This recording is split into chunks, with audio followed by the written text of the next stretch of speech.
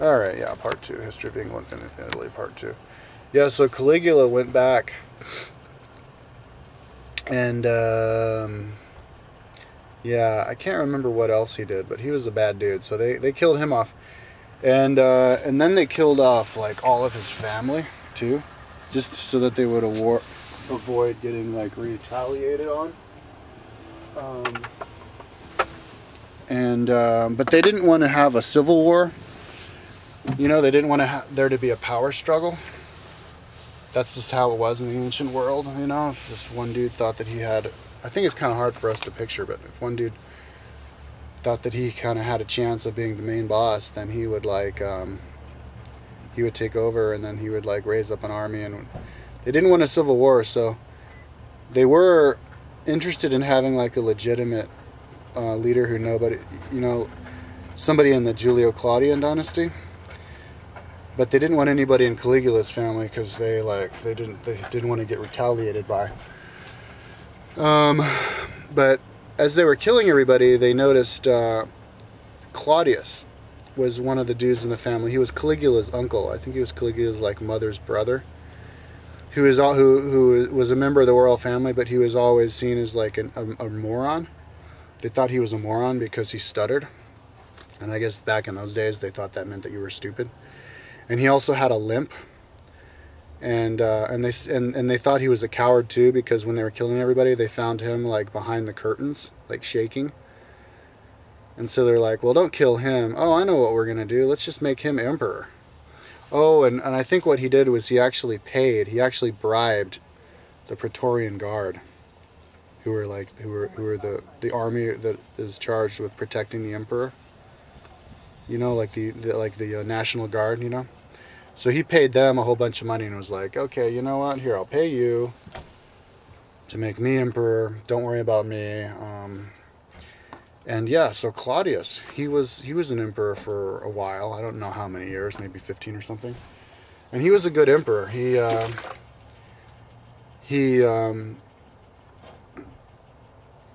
was pretty fair. I think he killed like 160 senators, politicians.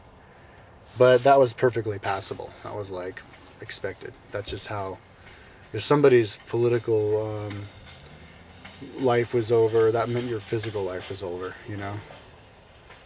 That's just how they had it. They would, I guess, to avoid having, like, infighting and civil wars or whatever. But he was a pretty good guy, and he actually he was the one who took over England. He was like, all right, let's go and get England now. So he sent an army up there to cross the Straits of England and go in there and take over England. I don't know how it happened or what the name of the general was, but they went over there and they killed tribe after tribe, took over England. And then when that was secured, they had Claudius actually went over there in his carriage and was there for 2 weeks, kind of prancing around, claiming he was the guy who took over England, and then went back to Rome as triumphant, as the conqueror of England. And so now England was part of the Roman Empire. So, and then, but he had a wife named Antigone, who was Caligula's sister. And she was just as fucked up as Caligula. That was just a really fucked up family. I guess they had been in power too long and they were just too high on themselves or something.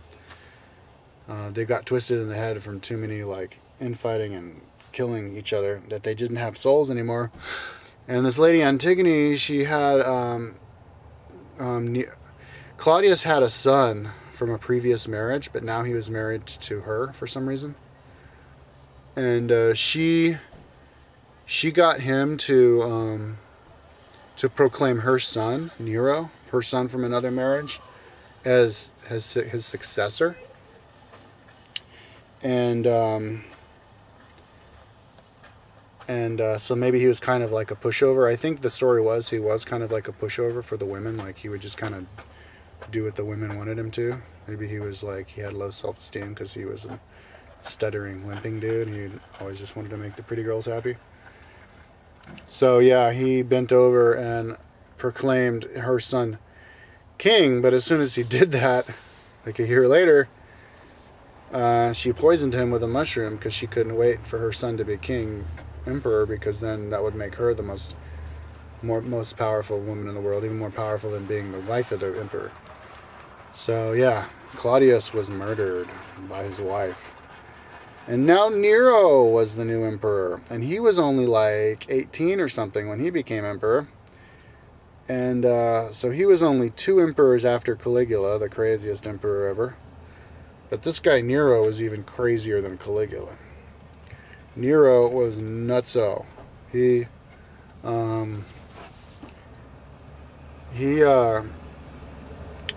increased taxes because he wanted to build this big palace.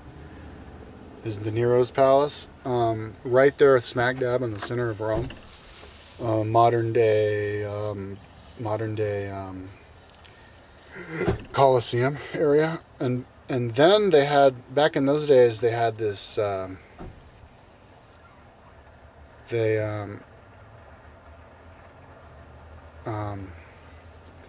yeah, I think he diverted all the aqueducts to make a giant lake right there in the middle of Rome.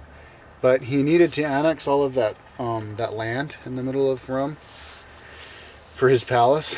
And that's where all the rich people lived, right smack dab in the middle of Rome, all the richest senators.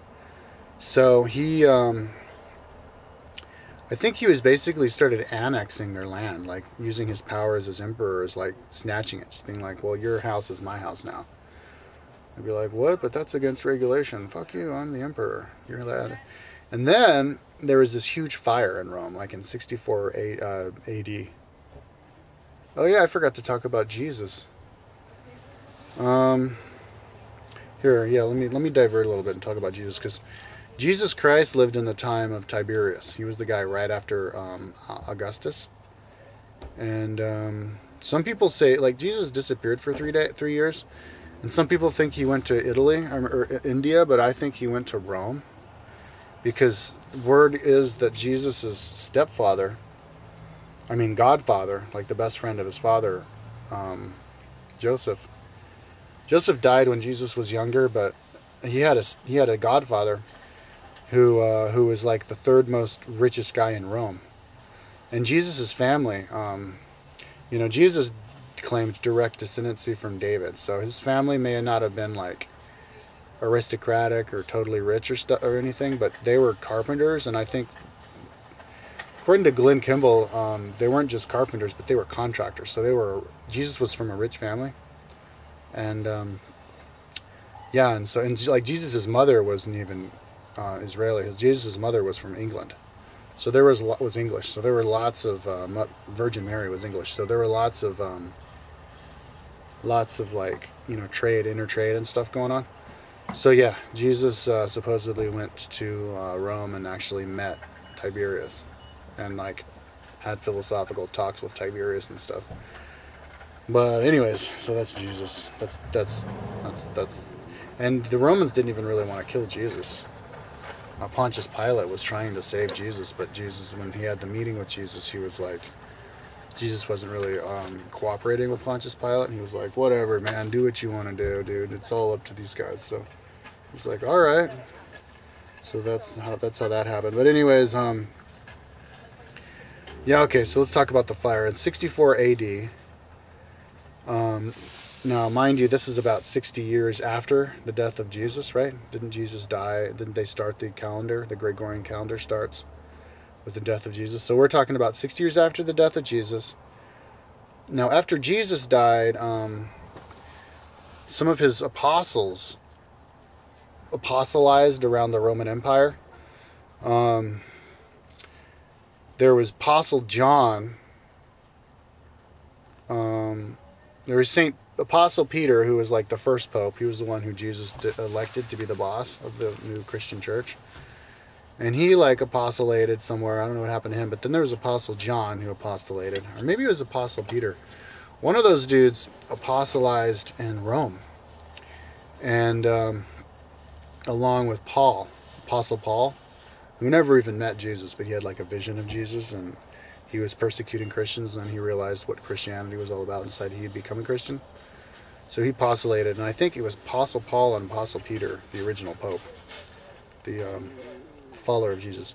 They apostolized in Rome.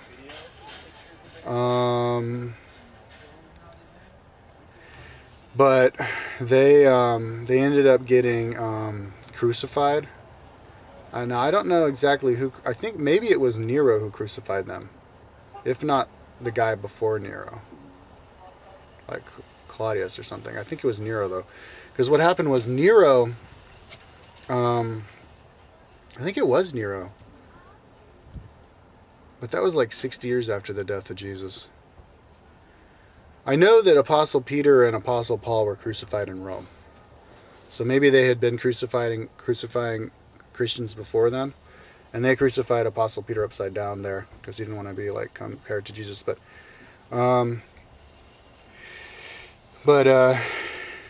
they were Christianity was kind of starting to get more popular, and they were starting to actually write the stories, the tales of Jesus, you know, before people forgot what he said. Because none of the apostles really could read, because they were all fishermen. They were just laborers.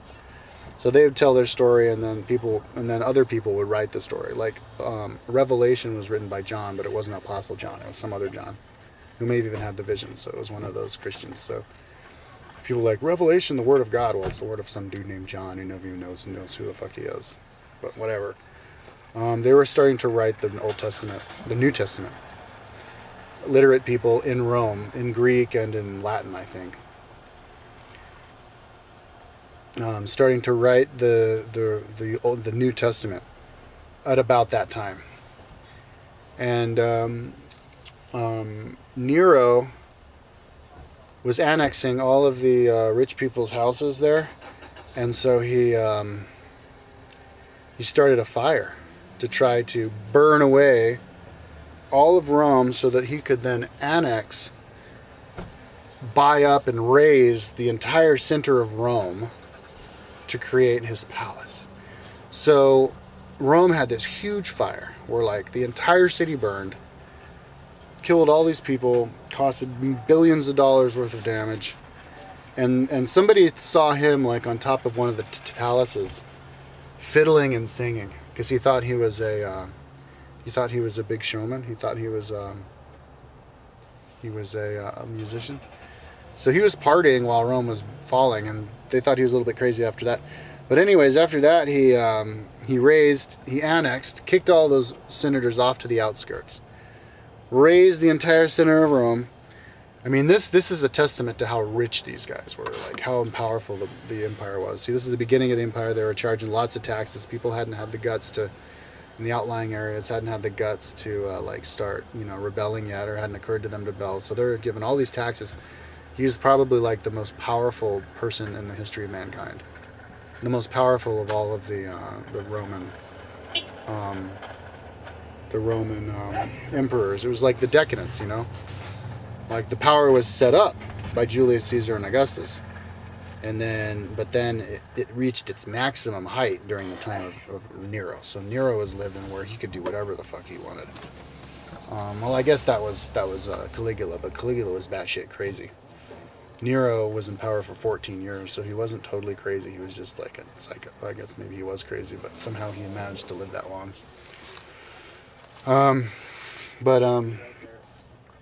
Yeah, I think people think that Caligula was crazier than Nero, but anyways, he created this huge lake in the middle of Rome. I don't know how big the lake was, but then he created this huge palace that had 160 rooms, okay? Versailles has 160 rooms. So he made a palace as big as Versailles, which is the biggest palace in the world. I don't know how long it took him, but he raised taxes on all of the outlying areas, which caused rebellions. There was this big rebellion in the Judea province in Jerusalem because of his taxes, which they sent some big popular like Roman general down there to quell, who ended up becoming one of the emperors after that. But his palace the ceilings were decorated with jewels, with like rubies, to like try to recreate the starry night sky, so he could look up and see the starry night sky, even though he was inside. And it was all by like diamonds and rubies and stuff. And then he had all these like really elaborate mosaics all over the place, like all over the walls, all over the floor, of like demons and mythical beasts like minotaurs and mermaids and you know, all those animals. And so it was kind of, he even like coined the term, or made the beginnings of this Roman artistic style grotesque, the grotesque style, because and like I guess now it's used as gross. It was like, that's too much, that's too elaborate, it's too, I mean, because they had like boobs, women with boobs, and you know, all of these like mythical beasts, and it was just, it was wacky. And yeah, he wasted so much money, like a crazy amount of money. And he only lived there for a couple months, like 6 months, and then they were finally like, and he was also like weird dude. Like he was the first, he was a showman. He would force everybody, all of the senators and all the aristocracy, to watch his shows. Because he would like play the lyre and sing for like hours and and not let people leave. And if you fell asleep during one of his performances, you'd get in trouble. And one dude fell asleep during one of his performances, and because of that was banished to Judea. And his son actually became one of the emperors, one of the future emperors. But yeah, and then he wanted to, and then he had like a wife, and then he divorced her, and I think maybe he was the dude who actually, it was either Caligula or Nero, but one of those guys like attended some like senators or aristocratic dudes marriages, and then like took his wife at the marriage and married her there instead, and then dumped her 3 weeks later. I can't remember if that was Nero or Caligula, but it's probably Caligula. Oh, and there's this other thing that Caligula did, which pissed people off, which was crazy, is when Caligula had his big festivities when he became king, emperor, he drank too much or something and got really sick, got this fever and almost died. And there was like a big general there who proclaimed, "We love our Caligula. Caligula, if you survive, oh no, it wasn't a general, it was a senator, like an old senator. If you survive, I promise I will fight a gladiator for you." So anyways, Caligula survived, and he was like, "All right, you have to fight the gladiator." And he was like, "What? No, I was joking." He's like, "No, you have to fight the gladiator." So he made the dude fight the gladiator, and like he almost died, but then he like let him live. But he would always make a lot of senators fight gladiators. Caligula, and killed senators that way by making them fight gladiators. And then and so he'd get pissed off at the crowd a lot of the time, so he would like pull the curtain away from the arena. At that point, the Colosseum wasn't built yet, and he'd like roast all the people under the sun in the arena. He was just a dick, Caligula was. But anyways, let's go back to Nero.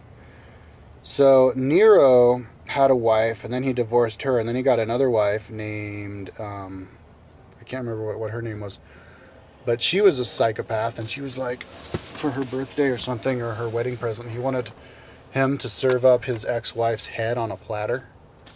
So he did that. I mean, these people were just savages, dude. So he served up his ex-wife's head on a platter, and then his wife got pregnant, and he was doing one of his shows, and at least this is how it went down in one of the documentaries that I saw. And I don't know if they made this shit up or if it was real. Maybe it was real, but he was like, he did his show, and then he dropped his scepter, but then he picked it up, and then he finished his show, and his wife was like, "Oh, you did so good. It was amazing. Yeah, even when you dropped your scepter, nobody even..." He was like, "What? You notice I dropped the scepter? What? What are you saying? Fuck you, bitch. And so he beat her to death. He beat his wife to death while she was pregnant. And so, I guess, and then, he got paranoid about his mother. He thought his mother was, oh yeah, his mother was trying to influence his decisions a lot. Like, she thought that she was, like, she thought that she had, like, a lot of say in what to do, so she was being a really bossy mother, so he just had her killed. He ordered her to be murdered, his own mother, the one who poisoned Claudius. And as the guards came up to her villa and was about to stab her, she goes, "Stab me here in the belly. This bore Nero." So yeah, they killed her. He killed her. And then for like a couple years after that, he was like really paranoid. He thought he could see his mother's ghost in his palace. But anyways, yeah, he made that palace, and he only lived in that palace for like a few months until according to this documentary, until there was this rebellion, a tax rebellion. There was one in Judea, but now there was another tax rebellion because he increased taxes to build his palace up in France. And they were like, well, what are we going to do? Are we going to send army up there to kill all those rebellers? And he goes, no, I know what to do. I will go myself. And I will go with 100,000 prostitutes dressed topless. And we will go up there to France, and they will dance their whirling dervish dance. And I will sing to them. And I will start to cry. And I will say, why are you doing this to your great emperor? Why are you making me feel sad by rebelling? And they will see the pain in my eyes. And they will see the grandeur all of my dancing prostitutes. And they will decide, they will say sorry. And they will stop rebelling. And so they were like, okay, this guy's this guy's off his rocker. So they declared him an enemy of the state, and so he ran away, and they hunted him down. And then before they actually caught him, he was like, "Well, okay, I'll become a traveling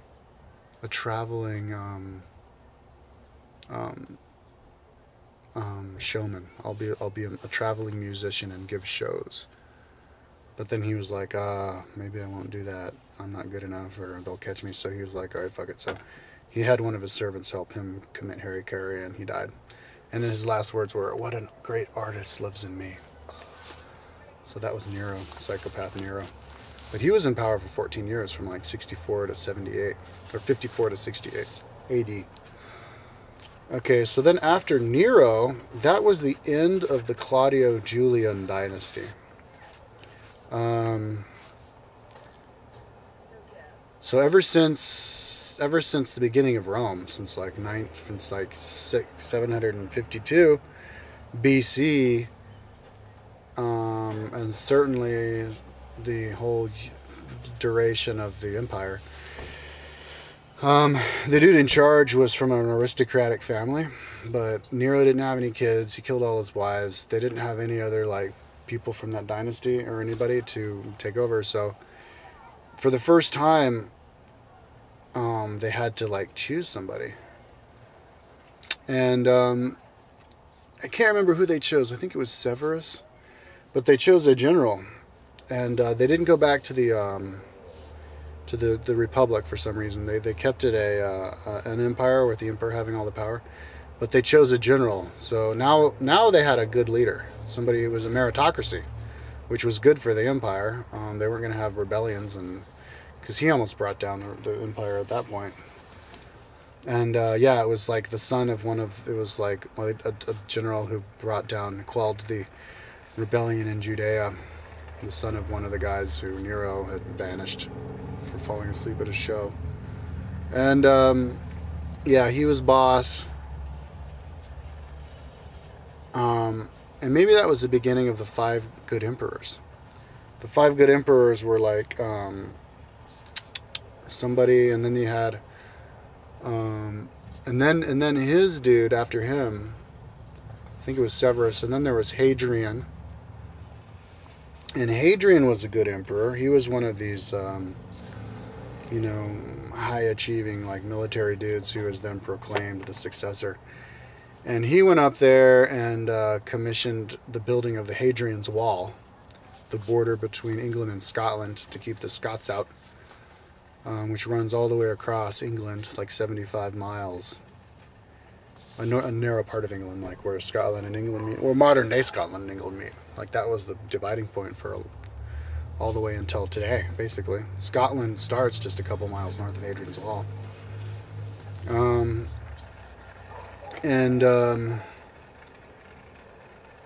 Yeah, and then there was Trajan. I think he built Trajan's Wall, which is this other wall near the Danube or something to keep those guys out. And then Trajan took over, actually did conquer the Middle Eastern, Persian Empire, whatever empire that was. He went over there and kicked their asses. And the Roman Empire lasted all the way down to modern-day Kuwait, beachfront Kuwait property. That was part of Rome. And and they had all of northern Africa, and that was the maximum extent of the Roman Empire, was under Trajan. And it was only for a few years. It was only during the duration of Trajan, and then they had a revolt down there, and they lost that territory, modern-day Kuwait. But that was part of Rome for a while, 15 years or something. And then there was some other dude. And then the last of the five good emperors, and this is called Pax Romana. It was the Roman peace. It was like 100 years, 5, reigns of 20 years of good emperors and it was never the dude's son. It was always a general who was chosen because he was a good guy. And then they had Marcus Aurelius, he was the last of the 5 great good emperors. And he I think fought some wars to try to take over the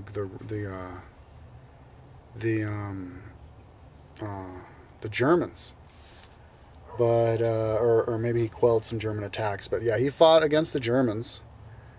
But then that was the end of the 5 good emperors, because Marcus Aurelius blew it, and he proclaimed his son Commodus to be the next emperor. And Commodus was one of these spoiled brats who wasn't, didn't grow up the hard way. Because some of those dudes weren't even Romans.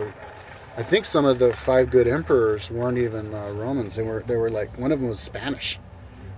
People who were like born outside of the empire, had never even seen Rome, and then they see Rome, and then they're proclaimed emperor, and then they do a good job because they believe in the idea of the empire. But yeah, Commodus was just a spoiled brat, and he was king. Commodus was king for like 14 years.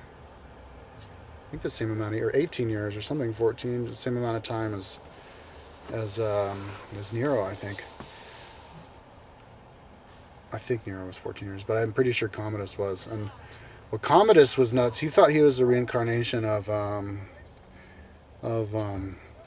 Hercules, and so he would have these. He even had a marble statue of him dressed as Hercules, commissioned, dressed in like the lion's thing with the big curly Hercules hair and the club. Hey, I'm Commodus. I'm Hercules, and he would even fight as a gladiator against other gladiators, and of course handicapped gladiators, so that he would win.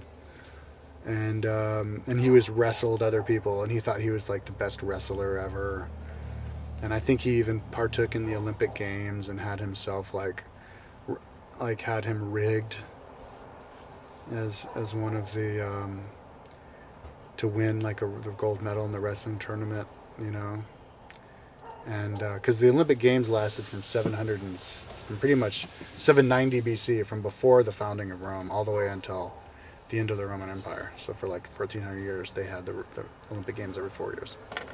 Long ass time. But anyways, Commodus, made a lot of bad decisions. I think he I don't remember what he did. He just charged too much taxes, or he attacked the wrong people or something. But they killed him. I think they had a wrestler drowned him in his tub. Kind of an ironic way to go. Or they like stabbed him. I can't remember exactly how he died. But they had him murdered, and then so they had him replaced by these other soldiers and stuff. But that didn't go so well, because now it was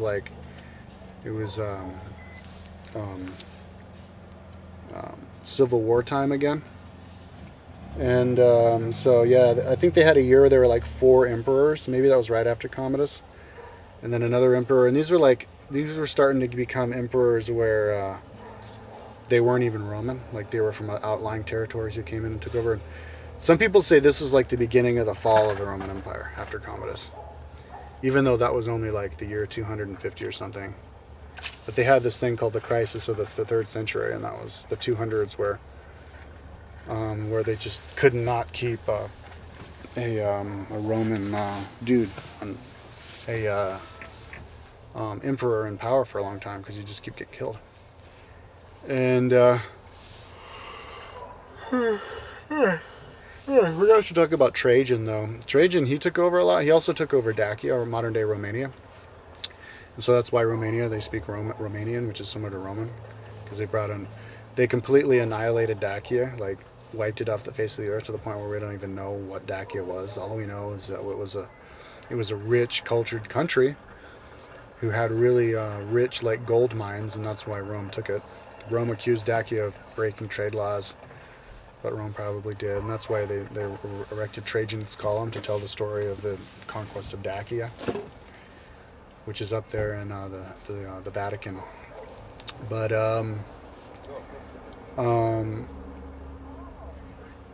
yeah.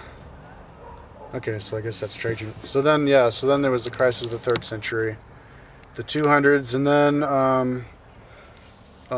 they go through the 300s, and now, during the 300s, Christianity was starting to become more and more powerful, more and more of an important religion, and the Roman world is, the country of Rome has been established for a long time. All the outlying areas are becoming really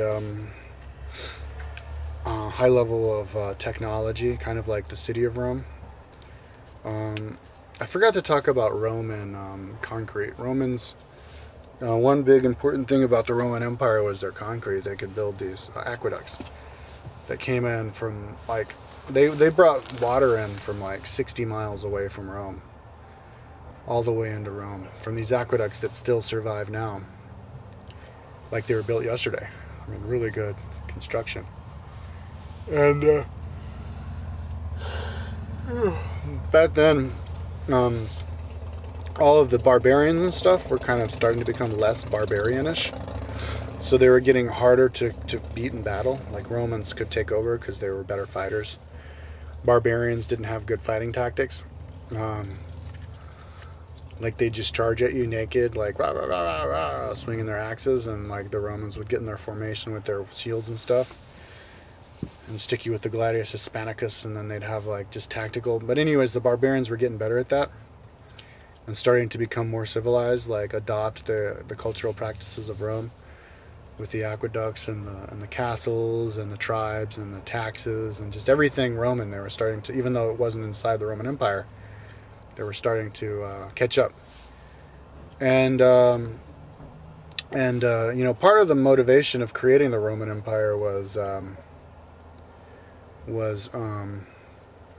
to keep away these barbarians who every once in a while would come in and try to take you over and kill you from up north. Maybe because there was just overpopulation surge, so then they'd have these guys migrate down and come in and they'd kill them. And I think Rome was sacked in like the year 350 BC by some of these northern barbarians.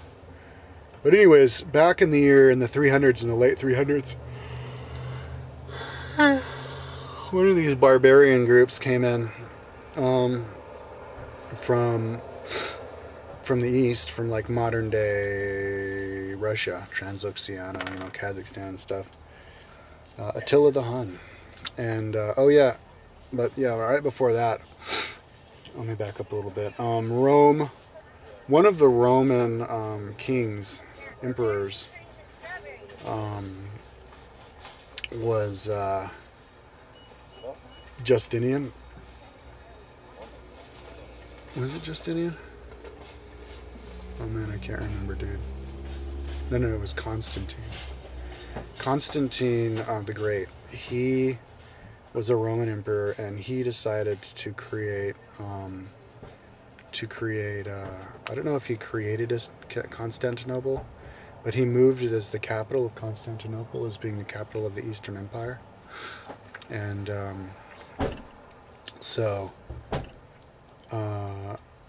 and I think he ended up moving there and moving the capital to Constantinople. And so now there was Rome and Constantinople, but since Constantinople was kind of the other capital, it was kind of like more independent of Rome. So Rome as a city started to become less rich, because Constantinople was in a more wealthy area. It was closer to the trade routes, right there at the Straits of Dardanelles or whatever that place is called.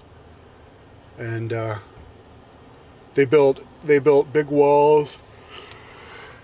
They built their Circus Maximus. They had everything Roman there. And they even built an aqueduct that was like the longest aqueduct ever made.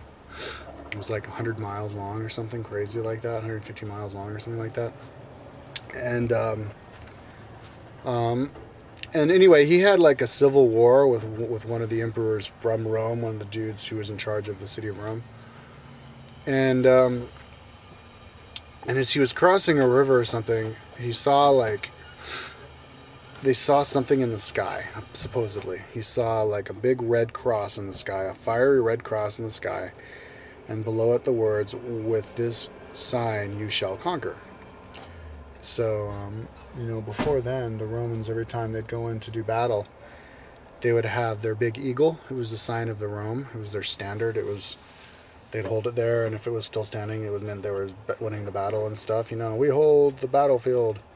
And that was like the thing that they would pray to. But Constantine was like, oh no, now we have to hold the big red cross. This is what we hold. We're going to be Christian now. Because that was a sign for the Christians. And they believed in God. It was their one God. But they kind of, I think, believed in God at that point still as like an anthropomorphized God. But it's just his name was God. So they weren't going to have all these other different gods. And maybe it was like a political thing. Whether he knew it or not, it was a political thing. Just to not have, we're the city of this god and we're the city of that god. The whole pantheon. It's just God for everybody. Let's consolidate. So yeah, he ended up winning that war, and then so now Rome was Christian. He was the first Christian Roman emperor, but I think there was an emperor after him who was a traditional Roman Greek, religion, pantheist. But then after him, it was like Christianity was the official religion. Christianity took over. And, so then, after that,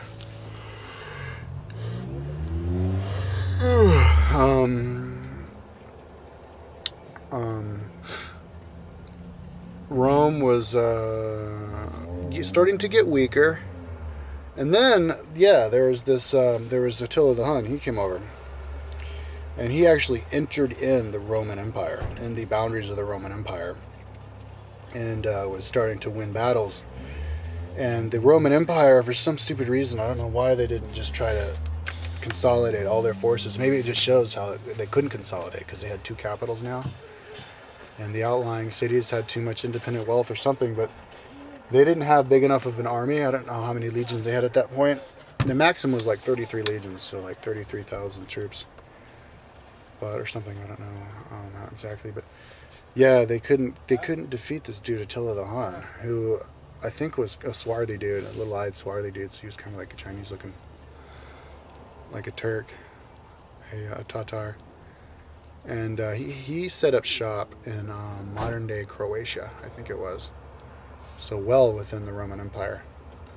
And where he had this like tent city or something, where he just collected gold because the Byzantine Empire, to try to fix the problem of Attila the Hun, was to give him 2,000 pounds of gold every year.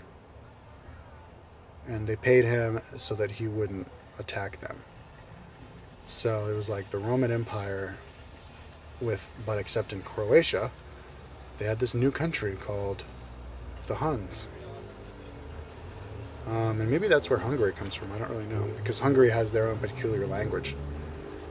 So maybe that was brought over by the Huns. But so maybe it was modern day Hungary. I don't know. But or maybe that's where they migrated after they lived in Croatia. But yeah, they were paying him, and he was fighting the Romans and kind of threatening Rome seriously. And they had one battle, Attila the Hun versus the Romans. It was like, I think he was seen as the last great Roman general in modern day France. And Rome's, by this point, they were having their battles fought by Roman legionaries, but also by barbarian tribes fighting for Rome. So maybe there were barbarian tribes kind of like moving into the boundaries of Rome, but they would let them live there as long as they would fight for Rome, you know. So then they would still call them part of the Roman Empire, but they weren't Roman, you know. Like the boundaries of Rome were starting to get porous, and so they had Rome against and teamed up with the barbarian tribe against Attila the Hun. And this is like one of the great battles ever fought. They fought all day long, and then the battle went deep into the night, where they were fighting all night long. And the leader of the barbarian tribe was killed in the battle, and the leader of the Roman tribe or something was separated from his guys for like a couple of hours, and then he found them again in the darkness. And then, you know, both sides suffered heavy casualties, and Attila the Hun ended up running away. So in the morning, Rome had the battlefield, but Attila the Hun had gotten away. So like nobody won. And then Attila ran off. But then Attila like died not so long after that, like a year after that or something. Like on his wedding night, he just drank too much and puked on his own vomit or something like that. Or some people think maybe his wife killed him, but he died, and that was kind of the end of the Hunnic Empire. There was like somebody after that, and then I don't know what happened to Huns. But right after that, maybe in like the year 405 or something, because of the Huns coming in, there were remnants of the Huns, or groups of the Huns were coming in, and were killing off the Visigoths, who was this group of, I guess, Slavic tribes or Scandinavian tribes who eventually lived in the Baltic regions, modern day Lithuania, Latvia, and Estonia, who had been migrating down over the course of like 100 years steadily south. And they got their asses kicked by the Huns, and they were all starving, and they didn't know what to do. And one night,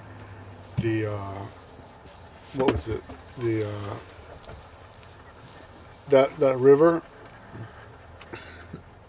signifying the boundary of the Roman Empire up there in the eastern part, the Danube, maybe it was, froze over, and so they were like, so they all crossed the Danube and went in. All the Visigoths went in. I don't know how many there were, but they went into Rome.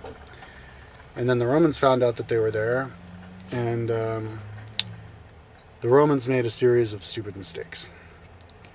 The Romans, the first mistake that the Romans made, and some people think that the Romans were just getting stupid because they were lining their aqueducts with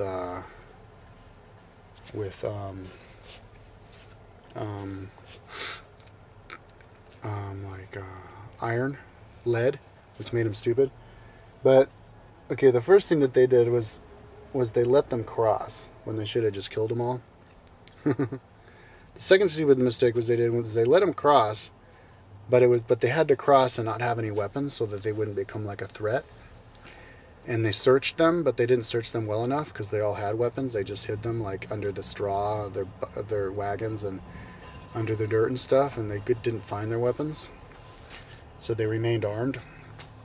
And then they made another stupid mistake, and they didn't take proper care of them. They didn't like assimilate them in their culture. They were like they were taking their children as slaves in exchange for dog meat, so that they would eat the dog meat, so that they wouldn't starve. And so that pissed off the Visigoths. So then the Visigoths decided that they weren't being treated well enough, so that they were going to rebel against the Romans and fight the Romans. And so then the Romans made a fourth really stupid mistake, in that they were going to send an army up to fight the Visigoths. And it was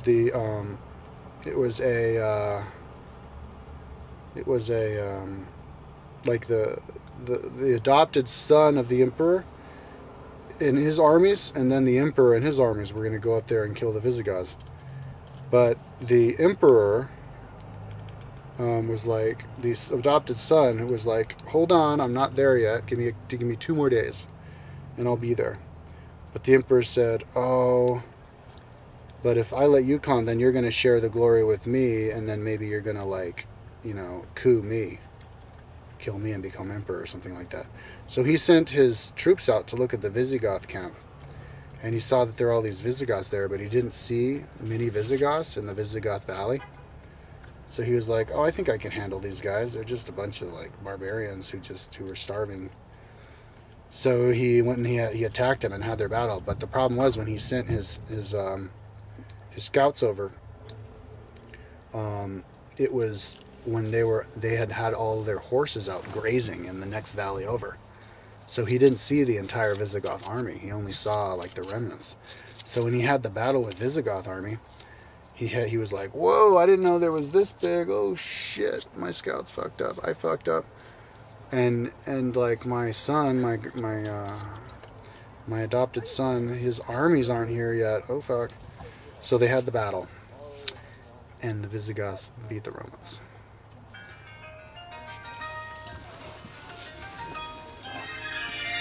Somebody, I don't know who it is. Who's that? I can't answer you because I'm doing video. Anyways, yeah, they destroyed the Romans. They encircled the Romans, completely encircled the Romans, squashed the Romans into each other, hacked them to bits, severed their arms off, severed their heads off, turned the field into a river, a lake of blood. That it was just a soggy lake of slippery blood, where they were falling over on the slippery blood. Dead Romans everywhere, complete and total slaughter. And then, the king, by this time, you know, the Roman armies were getting weaker and weaker and weaker. The emperor came there with his army, and there was nothing left of his other army. So he was like, fuck, I don't think I can win this war. If I fight these Visigoths now, it's over for the entire Roman Empire. Because all of the other legions were on the outskirts, defending the borders.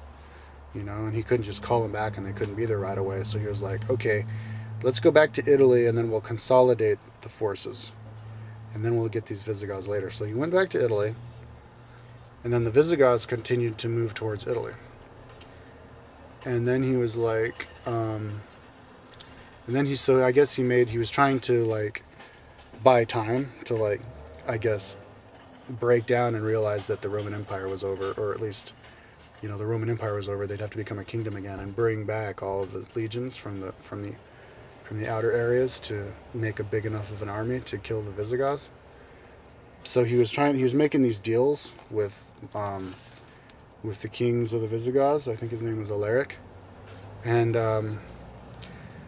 he'd be like, yeah, if you do this, I'll do that, So he made some promises, and then he broke the promises, which was mistake number 5, which pissed off the Visigoths, and the Visigoths were like, all right, we don't trust Rome, fuck Rome, I think we have strong enough of an army at this point, we can just go down there and fucking sack Rome.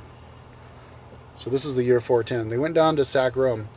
But by then this is the year 410, so they had they had a pope at that point who was like the king of the Catholic Church, but he wasn't the emperor. So the pope was like, he went out there and he met this dude, Alaric.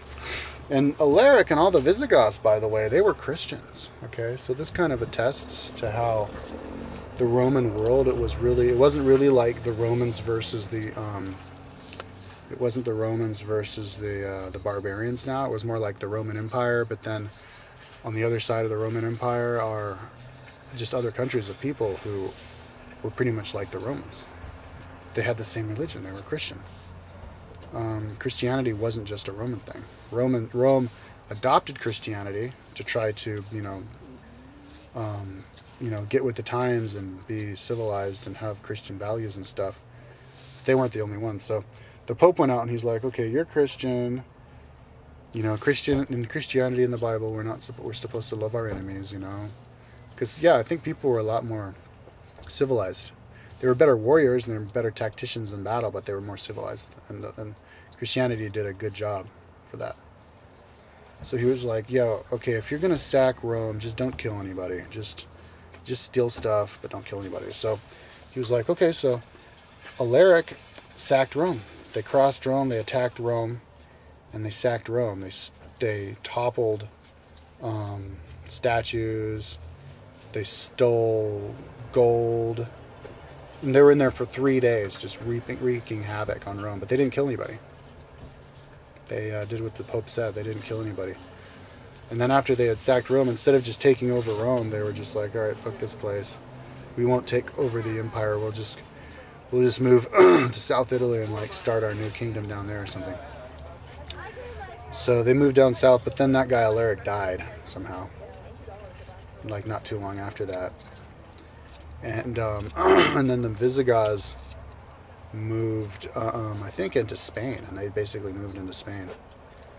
And then, but there were other Vandal tribes or barbaric tribes coming in, like the Vandals. I think this is another tribe who came in and were beating the Romans in battles in Spain for similar reasons. After that, they had, this was 60, 70 years later, because Rome fell in the year 478, I think. They had their final Roman emperor named Romulus Augustus.